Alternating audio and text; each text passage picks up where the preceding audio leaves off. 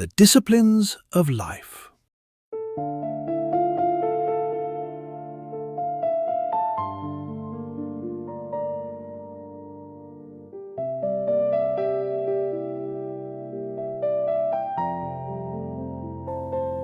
When God wants to drill a man, and thrill a man, and skill a man,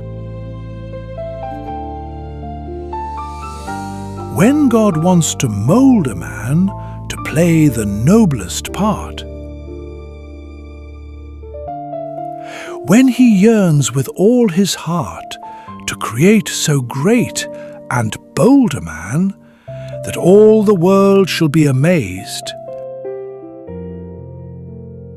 watch his methods, watch his ways. How he ruthlessly perfects whom he royally elects. How he hammers and hurts him, and with mighty blows converts into trial shapes of clay which only God understands. While his tortured heart is crying, and he lifts beseeching hands,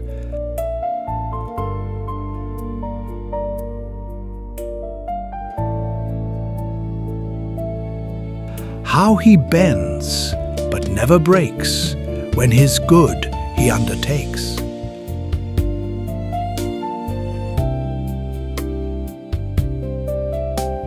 How he uses whom he chooses, and with every purpose fuses him, by every act induces him to try his splendor out.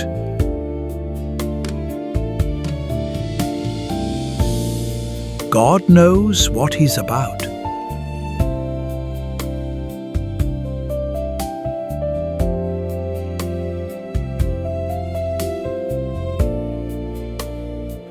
Such is his work, the disciplines of life.